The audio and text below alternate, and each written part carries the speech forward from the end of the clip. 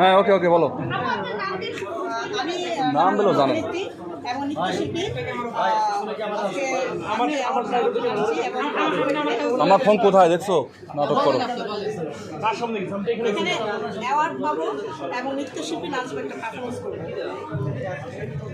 এছাড়া আপনি নৃত্যশিল্পী বা অন্য কোনো কাজ করেন? হ্যাঁ, আমি অভিনেত্রী।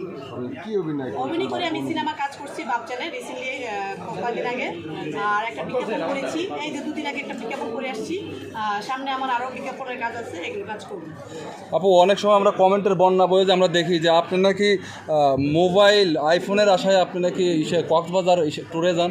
না না না না,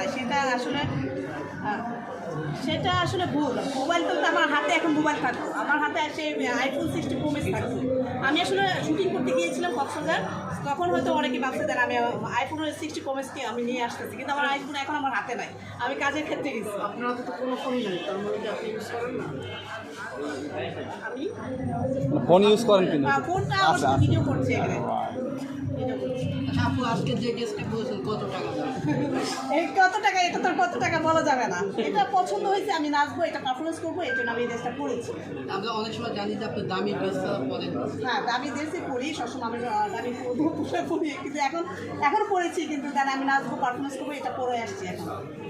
আপু, অনেক সময় অনেক ভিডিওতে আমরা দেখি আপনি শাকিব খানের সাথে স্ক্রিন শেয়ার করতে চান বা শাকিব খানের বেবি নেওয়ার একটা কথা বলেন, আসলে এই বিষয়ে একটু কথা বলুন। এটা আসলে আমি বলেছিলাম, সেটা আমি শাকিব খান আমার একটা বড় ভালোবাসা একটা মানুষ, পছন্দের মানুষ, স্বপ্নের নায়ক, কিন্তু এই জন্য বলেছিলাম। কিন্তু এখন আমি যাবো, সামনে ভালো কাজ হওয়ার জন্য আশা আছি, ইনশাল্লাহ হবে, আশা আছি।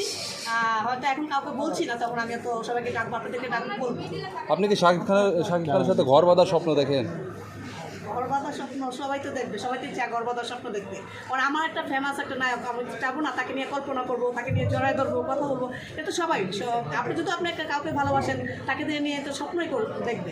শাকিব খানের নিয়ে অন্য কোনো মেয়ে যদি স্বপ্ন দেখে বা ঘর বাঁধে, তাকে নিয়ে আপনার কোনো হিংসা হবে কিনা?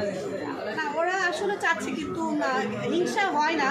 এখানে মিডিয়াতে হিংসা করলে আসলে টিকে থাকা যায় না, এটা টিকে থাকা যায় না। এটা আসলে নিজের ক্ষেত্রে ভালোভাবে চলতে হয়।